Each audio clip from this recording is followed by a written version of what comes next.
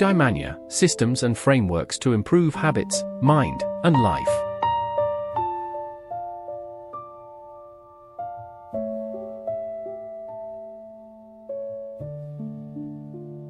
Welcome to Eudaimanya, thinking fast and slow. Glad to be here. So before we explain exactly what we are doing today, I want you to imagine you are holding a lottery ticket in one hand.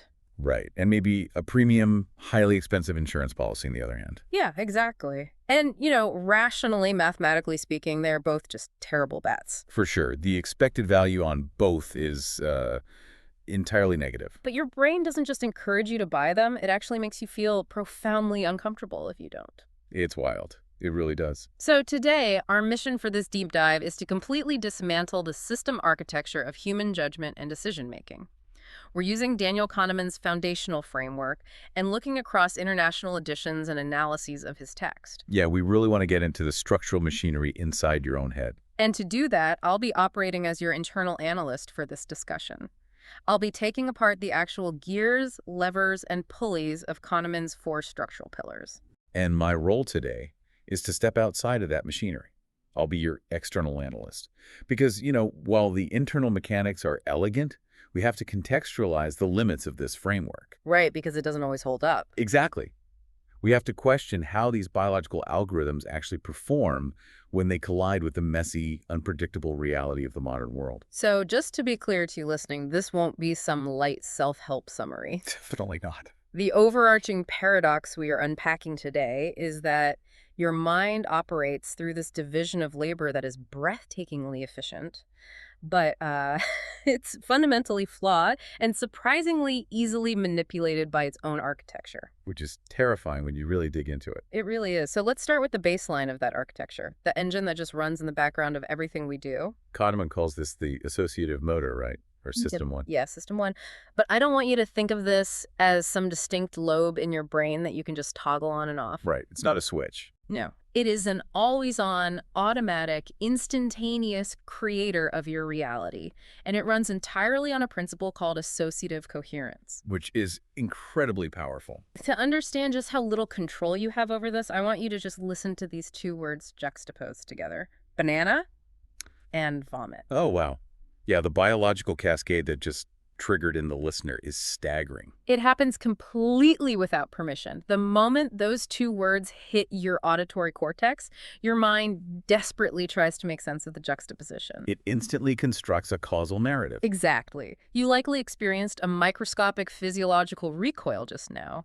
Maybe your facial muscles twitched into an expression of disgust. Your heart rate probably even altered a bit. Yeah, and simultaneously, your memory banks began scanning for previous instances of sickness or food poisoning. All of this in a fraction of a millisecond. And you didn't consciously decide to analyze those herds? Not at all. System 1 did it for you. It's this associative machine that links ideas to construct a coherent, safe interpretation of the world in real time. If you consider the evolutionary biology behind that reaction, it makes total sense. Yeah, well. I mean, cognition isn't just happening in an abstract void. Right, it's deeply embodied. Exactly. System 1 treats the mere semantic conjunction of those words as a literal representation of physical reality. It prepares your body to reject poison. Which is a survival masterpiece, honestly. It really is. Think about a hominid ancestor who hears a rustling in the bushes. If they pause to consciously calculate the statistical probability of it being a tiger versus a gust of wind, They get eaten. exactly, they get eaten. Evolution designed System 1 to prioritize immediate coherence over objective truth. It needs a fast story, not a perfect one. Which naturally introduces the fatal flaw in the design. Because System 1 is explicitly built to jump to conclusions, it really requires supervision. Right, and that brings us to the conscious monitor, or System 2. Yeah. If System 1 is this automatic, eager golden retriever bringing you whatever associative bone it just found, System 2 is the conscious, deliberate executive. It handles the heavy lifting. Complex computation, rule following, impulse control. It's the voice you hear in your head when you try to multiply, like 17 by 24, or when you're white-knuckling the steering wheel to parallel park on a busy street. You literally physically feel the effort. Kahneman actually measured this in his lab. Your pupils dilate, your heart rate increases. But, and this is the key, the defining characteristic of this monitor, is that it operates on a strict principle of least effort. It is inherently indolent. That's the part that hurts the ego. We culturally identify with System 2. We really When do. we think of ourselves, we picture this rational, deliberate decision maker weighing the pros and cons of our lives. But the harsh reality of Kahneman's framework is that System 2 is mostly just an overworked middle manager.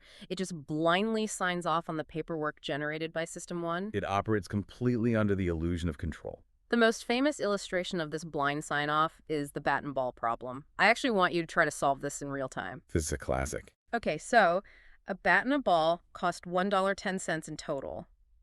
The bat costs exactly $1 more than the ball. How much does the ball cost?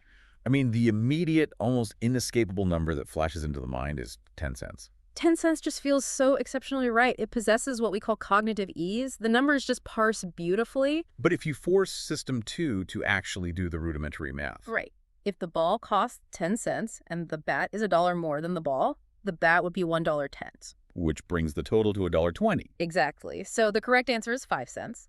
But the profound insight here isn't that people are bad at math. I mean, Kahneman points out that students at Harvard and MIT routinely get this wrong. They fail because of the structural laziness of the monitor. Yes.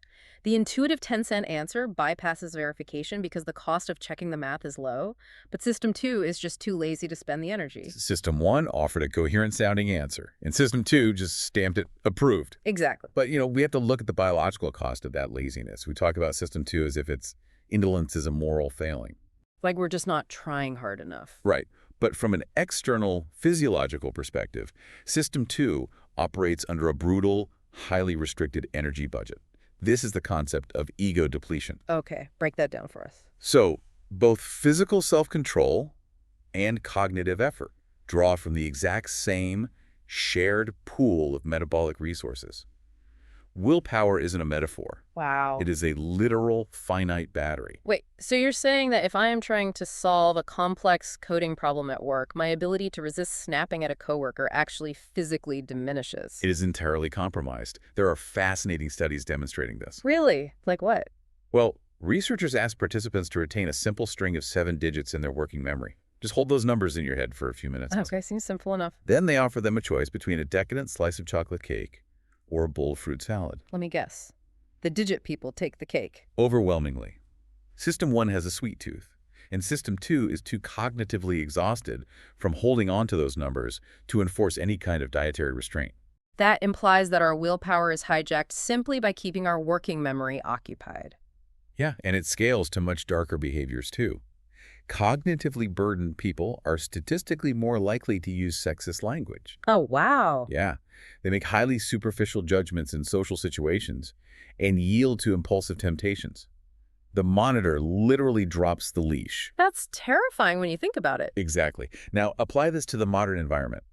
Look at the architecture of our society. The smartphone notifications. The endless Slack messages, the chaotic daily commutes. We are forcing the population to constantly keep 7 digits in their head. So by demanding endless cognitive load, we are structurally architecting a society of completely depleted monitors. We are trapping ourselves in System 1. And if we are navigating modern life entirely reliant on an unsupervised System 1, we are massively vulnerable to its internal shortcuts. For sure. One of the most dangerous shortcuts is attribute substitution.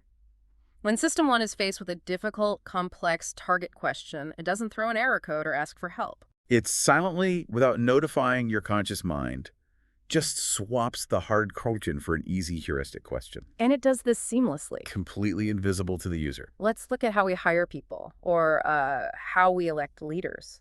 The target question is, can this specific political candidate govern effectively in a highly complex geopolitical landscape?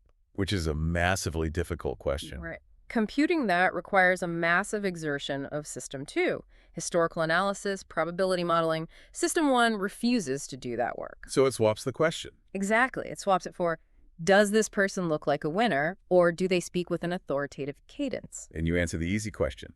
Yes, they have a strong jawline. They project confidence. And you genuinely, consciously believe you have answered the hard question about their ability to govern. It's the exact same mechanism powering modern dating apps, Oh, absolutely. The target question is this human being a compatible lifelong partner who shares my core values? That's impossible to answer from a profile. Right. So System 1 substitutes. Does this person look attractive in this specific lighting? And the tragedy is that we make life-altering decisions based on the substituted question, completely convinced we've solved the original equation. Yeah, and this substitution thrives because of another fundamental design feature of the associative machine. WISIAD. What you see is all there is. Exactly. System 1 constructs the best possible story out of only the activated ideas currently available in working memory. It completely ignores missing information. Yeah. I mean, it doesn't even know information is missing. I'll give you a premise right from the text. Okay, let's hear it. Listen to this sentence. Will Mindic be a good leader? She is intelligent and strong. Well, the brain already has the answer. Yes. Yeah. Intelligent and strong are positively valenced traits. System 1 already built a coherent narrative of a phenomenal leader. But what if the next two adjectives in that sentence were corrupt and cruel? Right. System 1 didn't wait. It didn't pause to say, hold on, I only have 2 data points here, I should suspend judgment. It just took the limited information, built a reality, and moved on. The quantity and the quality of the data are largely irrelevant to System 1. It only cares about the internal consistency and coherence of the story it can weave. So if our internal monitor is naturally that exhausted from daily life, and our engine just constructs confident realities out of incomplete data, That sounds like a recipe for disaster. it is. What happens when we put these depleted human brains in charge of something profoundly chaotic? Right. This is where the internal architecture goes from a quirky personal flaw to a massive global liability. When we step into what are called zero-validity environments, the flaws of System 1 become catastrophic. So a zero-validity environment being a domain where the future is fundamentally unpredictable no matter how much data you have. Precisely. Think about long-term political forecasting, Or the global stock market. venture capital investing. These are highly complex, nonlinear, chaotic systems. Yet, if you turn on the television and listen to a stockbroker or a political pundit, they exude extreme, unwavering subjective confidence. They speak about the future as if it is a preordained fact. And why? Because of the illusion of validity. Their System 1 is doing what it does best, taking a highly limited, cherry-picked set of data WISAD and constructing a perfectly coherent historical narrative. The story feels good. It possesses high cognitive ease. And because it's easy to process, System 2 just stamps it as true. But the empirical data on this is devastating to the ego of the expert. Simple algorithms almost always beat complex, human expert judgments in these environments. Overwhelmingly so. And the psychological resistance to this fact is immense. Oh, I bet. Paul Meehl, a brilliant clinical psychologist, demonstrated this decades ago. He introduced a concept that became known as the broken leg rule. Okay, what is that? He proposed a thought experiment to explain why humans continually try to override algorithms. Imagine you have a statistical formula predicting whether a specific individual will go to the movies on a given night. The formula factors in their age, past attendance, the weather. It is highly accurate. You, as the human expert, should almost never override that formula with your own intuitive judgment. Because formulas don't suffer from ego depletion. They aren't distracted by a strong jawline. Exactly. But Meehl conceded there is one exception. The broken leg. Okay. Right. The only time you should override the statistical algorithm is if you receive entirely novel, absolutely decisive information that the formula could not possibly know. Like finding out the person just broke their leg that afternoon? Yes. The formula still predicts they will go to the movies because it doesn't have a variable for sudden femoral fractures.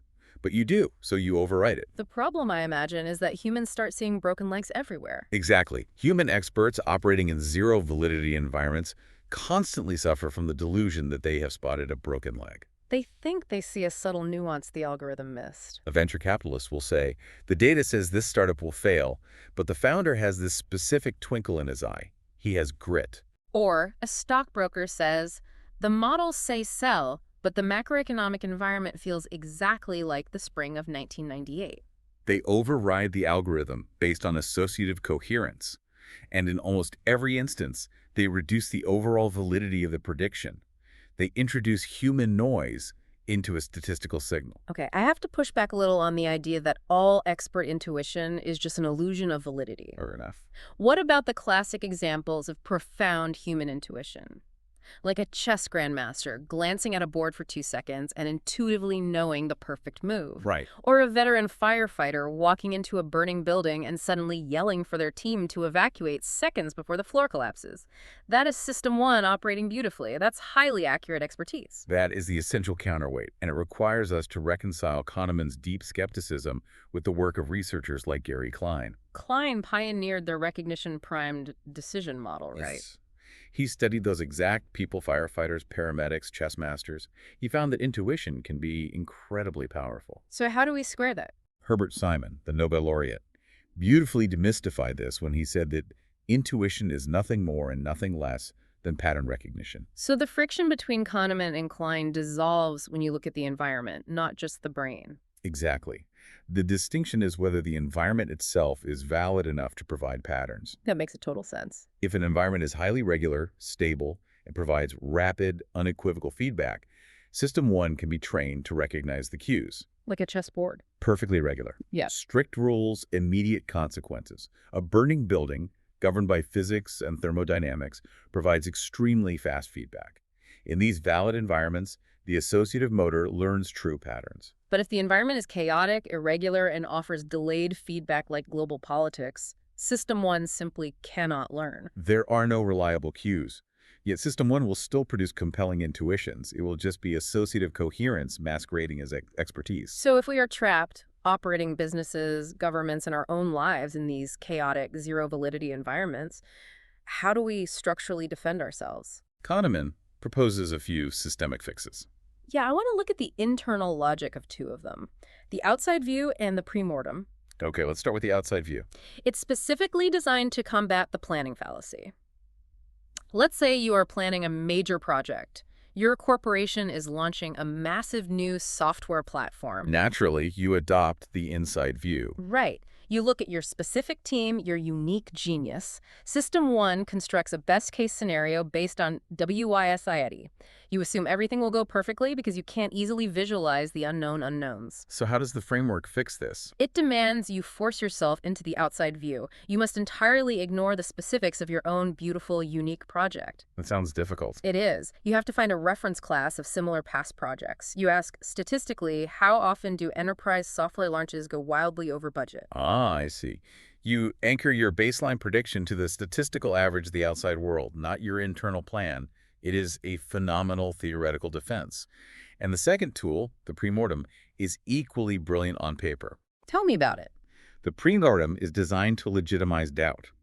System 1 aggressively suppresses doubt because doubt destroys cognitive ease. So how does it work? The premortem forces a procedural pause. Before you launch the product, you gather the executive team and you dictate a hypothetical future.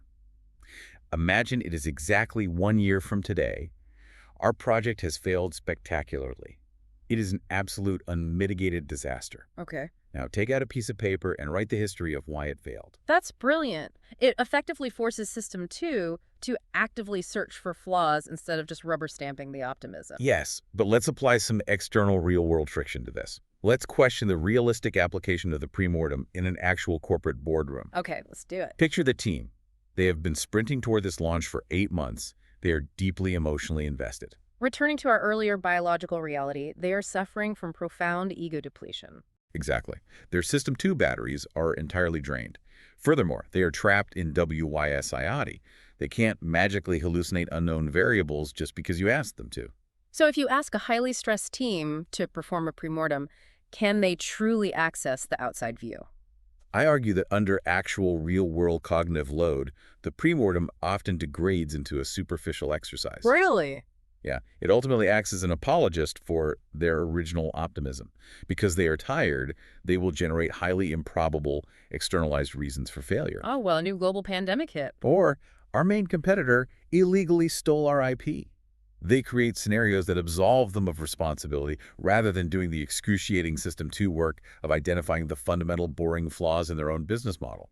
That is a deeply cynical, yet probably highly accurate assessment of how these tools fail in the wild. The tool requires a vigorously charged System 2, but the corporate environment practically guarantees an exhausted one. We build these elaborate cognitive defense mechanisms, but we are trying to operate them with dead batteries. But this entire discussion so far has been about how System 1 distorts our processing of facts and external reality. I want to shift our focus now because the architecture gets profoundly more intimate. How so? System 1 doesn't just distort how we perceive facts, it fundamentally distorts how we assign value to our own lives. This brings us to the third structural pillar, the change evaluator, universally known in economics as prospect theory. This is a huge shift in how we think about value. It is. To understand how radical this is, we have to look at the 200-year-old foundational error it replaced. Bernoulli's error. Exactly. Classical economics was built on a premise established by Daniel Bernoulli. He proposed that humans evaluate their options based on their absolute states of wealth. Meaning, if you have $5 million in the bank, you possess the psychological utility or happiness of $5 million, period. Right. Your absolute state dictates your reality. And for centuries, no one seriously questioned it because it possesses immense cognitive ease. It seems logically airtight. It does. But Kahneman, alongside Amos Tversky, proved that it is demonstrably biologically wrong. The human nervous system does not possess the hardware to evaluate absolute states. We are literally incapable of it. We can only evaluate changes. And to evaluate a change, you desperately need a baseline. The reference point. Yes. We evaluate gains and losses strictly relative to a neutral, temporary reference point, not our absolute condition. There is a beautiful, visceral experiment you can do in your own kitchen to prove this. The three-bowl water experiment. Right. You set up 3 bowls of water. The left bowl is ice cold, the right bowl is hot water, and the middle bowl is exactly room temperature. Okay. You plunge your left hand into the cold bowl and your right hand into the hot bowl. You leave them there for 60 seconds, letting the nerves adapt. Then what? Then you pull both hands out and immediately plunge them both into the middle room temperature bowl. The sensory conflict is instantaneous. Your left hand will send screaming signals to your brain that the middle bowl is delightfully hot. And your right hand will send equally urgent signals that the exact same water is freezing cold. The water in the middle bowl possesses a single, absolute, objective temperature. But your subjective experience of it, your valuation of its reality, is completely fractured because it is entirely dependent on the reference point your hands just adapted to. The baseline creates the reality. Exactly. Now translate this from physical temperature to financial wealth, and it completely annihilates Bernoulli's theory. Imagine 2 people, Jack and Jill. Yep. On Monday, Jack has $1 million. Jill is immensely wealthy. She has $9 million. Over the week, they both engage in complex market trades. On Friday, the dust settles, and Jack and Jill now both have exactly $5 million. According to Bernoulli's classical economics, Jack and Jill should be experiencing the exact same level of psychological utility. They both possess the exact same absolute wealth, $5 million. They should be equally happy. But obviously that is absurd. Completely absurd. Jack is ecstatic, popping champagne, because his reference point was 1 million, and he just experienced a life-altering gain of 4 million. And Jill is devastated, borderline suicidal, because her reference point was 9 million, and she just suffered a catastrophic loss of 4 million. The absolute state of $5 million means absolutely nothing. The trajectory from the reference point means everything. And this introduces the most powerful gravity-bending mechanism within prospect theory, loss aversion. The evaluation of these changes is not symmetrical. Right. If you map it out, the value curve is an asymmetrical S-curve. Losses loom vastly larger than gains. The psychological pain you experience from losing $100 is significantly more intense than the joy you experience from finding $100 on the sidewalk. Kahneman suggests the ratio is roughly 2 to 1.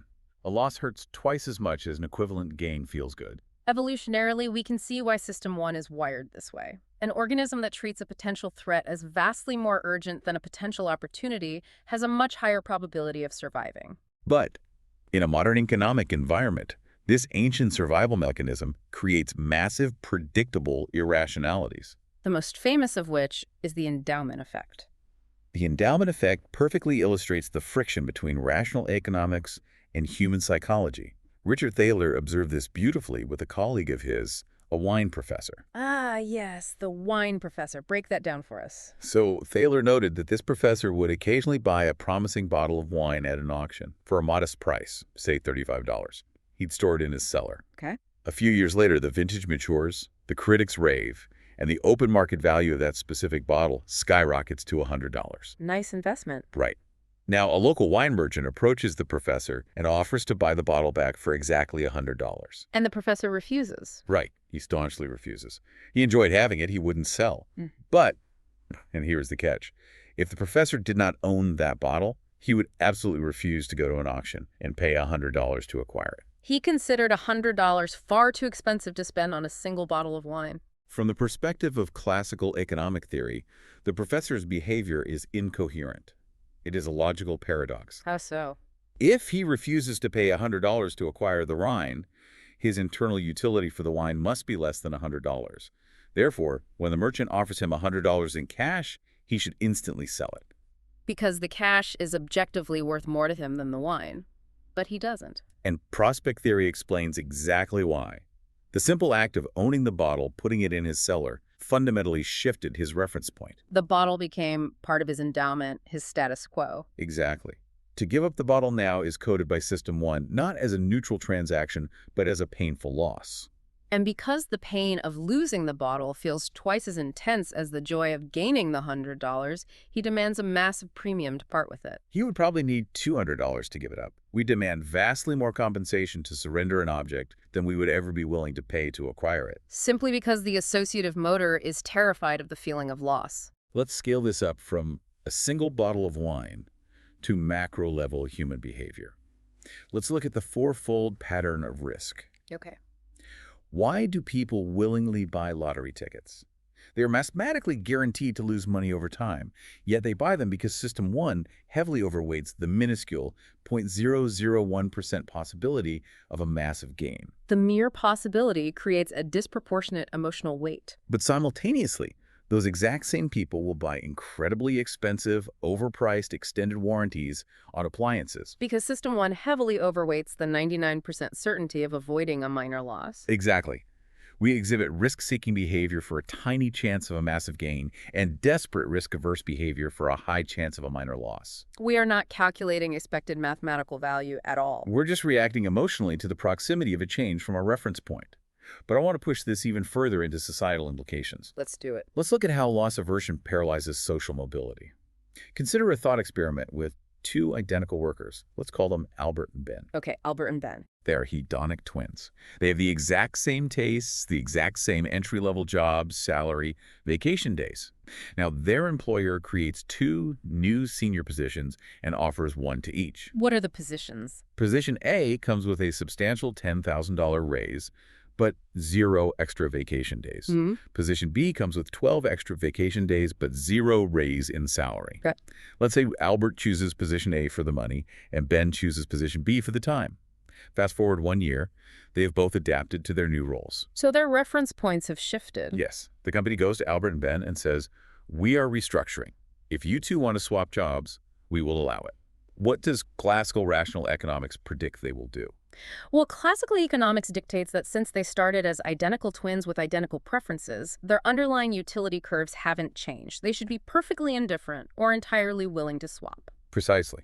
But what does prospect theory predict? It predicts that neither of them will switch. In fact, they will both vehemently, aggressively refuse to swap because over the past year, their reference points shifted. For Albert, his new baseline includes the higher salary. To swap jobs, he has to give up the $10,000. System 1 codes that as a devastating loss. The pain of losing the income vastly outweighs the anticipated joy of gaining the leisure time. And for Ben, his baseline is the extra time off. To swap jobs, he gives up those 12 days. System 1 codes that as a severe loss. And what makes this vulnerability so deeply insidious is how easily it can be exploited by outside actors through framing. Because System 1 doesn't understand absolute mathematical truth. It only understands the emotional valence of the words used to describe that truth. Right. Imagine you are diagnosed with a severe illness and you are considering a highly invasive surgical procedure. Your surgeon sits down and tells you this procedure has a 90% survival rate. Your System 1 instantly processes the word survival. Survival is coded as a game. It feels safe. You sign the consent form. Now imagine the exact same surgeon, looking at the exact same clinical data, describes the surgery by saying, this procedure has a 10% mortality rate. System 1 violently latches on to the word mortality. Mortality is the ultimate loss. The amygdala fires. You experience a spike in cortisol. The procedure suddenly feels incredibly reckless and dangerous. You refuse the surgery. The underlying empirical data is identical. The mathematical reality has not changed one iota. But your life or death choice is completely inverted simply by how the architect framed the reference point. It is the ultimate manifestation of WYCID. When you hear 10% mortality, your system too is too lazy to translate that into 90% survival. Yeah. You just react to the frame you are handed. Which brings us to the final, and quite frankly, the most existentially disturbing part of Kahneman's architecture. Oh, absolutely. If our evaluation of the present moment is totally distorted by reference points, loss aversion, and framing, you would hope that at least our evaluation of our own past is accurate. But it isn't. No. Our past is hijacked by an entirely different, bizarrely illogical mechanism. This is the fourth structural pillar, the registration system, or the concept of the two selves. Kahneman introduces a profound cognitive disconnect within every human being here. We are not a unified consciousness. We are actually split into two distinct entities vying for control: the experiencing self and the remembering self. The experiencing self lives entirely in the present millisecond.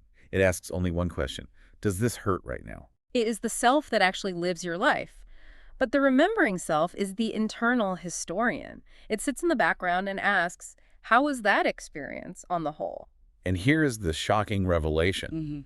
These two selves do not have the same interests. They do not calculate pain and pleasure the same way, and yet the remembering self holds absolute dictatorial power over your future. To prove how disconnected these selves are, we have to look at the cold hand experiment. This is, without a doubt, one of the most revealing and unsettling studies in psychology. It truly is. Walk us through it. Okay, I want you to visualize being a subject in this clinical trial. You are brought into a lab. You are asked to plunge your hand up to the wrist into a bowl of painfully cold ice water. Ouch. You have a keyboard in front of you to continuously log your pain level on a scale of 1 to 10. You are subjected to two different trials.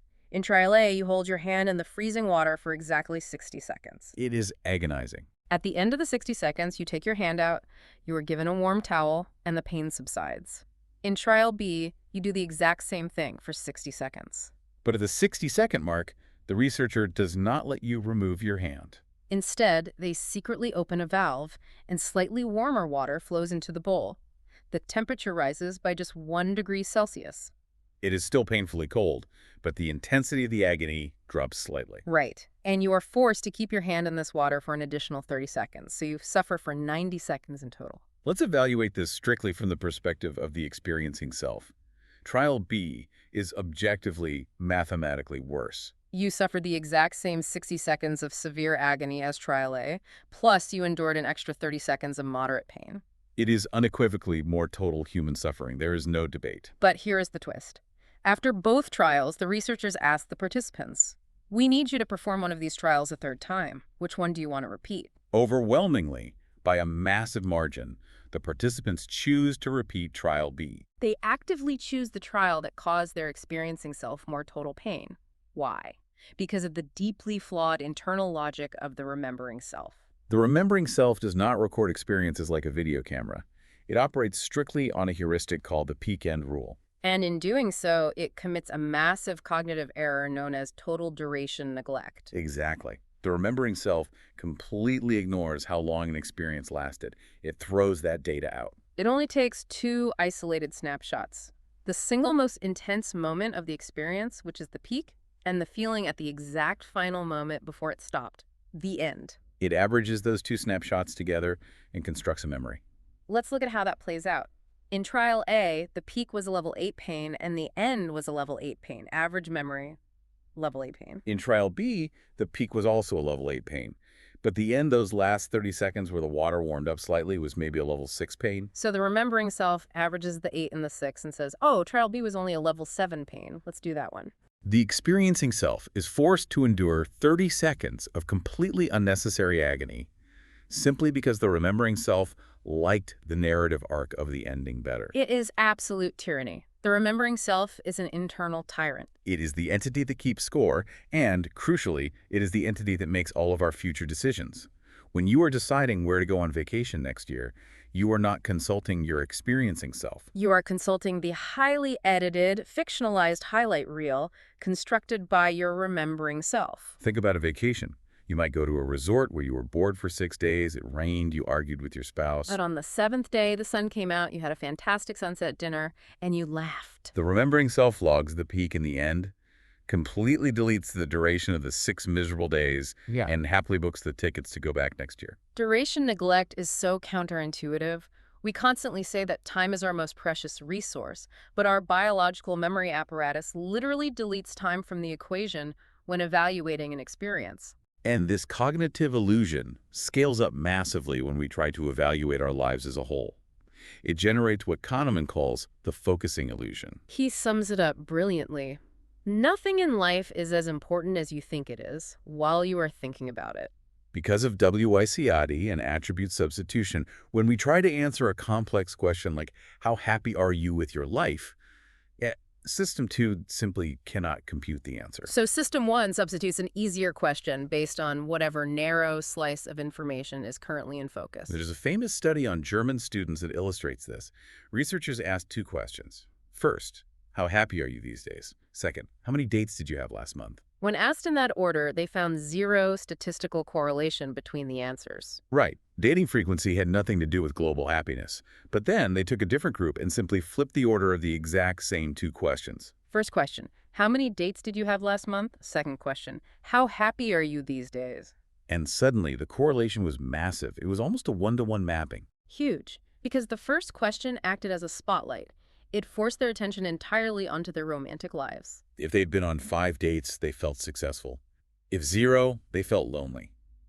When the massive question about global life happiness arrived a millisecond later, System 1 substituted romantic satisfaction for global life satisfaction. The ease of substitution means we routinely evaluate our entire existence based on whatever arbitrary slice of information happens to be under the magnifying glass at that exact moment. I want to push this into speculation because this is where the external analysis becomes vital. What happens when we zoom out and apply the tyranny of the remembering self to society at large? That's a huge question. This is where the framework moves into political philosophy. We have massive global institutions trying to move beyond GDP, implementing policies designed to maximize gross national happiness. But based on the absolute divide of the two selves, we are forced to ask, which self are these institutions actually measuring? Exactly. If a government relies on retrospective questionnaires, they are exclusively measuring the remembering self. They are measuring a constructed fiction based on peaks and ends. They are catering to the tyrants. But what about the experiencing self? The actual lived minute-by-minute reality. The chronic stress of a 2-hour commute, the ambient anxiety of economic instability. The remembering self deletes all of that duration if it doesn't form a dramatic peak or a memorable end. If institutions design our cities and our economies solely to satisfy the remembering self, we might be actively creating environments that force the experiencing self to endure vast stretches of chronic suffering. Exactly like the subjects who willingly chose to keep their hands in the freezing water for an extra 30 seconds. Are we building a world for the story we tell ourselves or the life we actually live? It is a staggering paradigm shift. It really forces you to reevaluate every metric of success we hold dear. Okay, let's synthesize exactly what we have dismantled today. Sounds good. We've seen that we are fundamentally organisms driven by an incredibly fast, highly coherent, but wildly impulsive associative engine, System 1. An engine designed to prioritize a good story over objective truth. And this engine is monitored by an exhausted, inherently lazy executive System 2 that runs out of metabolic energy just trying to hold a phone number in working memory. So we confidently base our reality entirely on the limited information right in front of us, utterly blind to our own blindness. Beyond that, our internal engine is rigidly averse to loss. We evaluate every single change not by its absolute value, but by how it shifts us from a temporary reference point. Which paralyzes us in situations we could easily improve simply because we're afraid of letting go of what we already have. And finally, the ultimate structural irony. We are trapped serving a fictionalized memory of our own past. We are slaves to a remembering self that ignores the actual duration of our lives. We are brilliant storytelling machines. But because of the very architecture that allows us to tell those stories, we are perpetually, structurally out of sync with our own objective reality. If the remembering self governs our choices, what part of our lived experience is excluded from what we call a good life?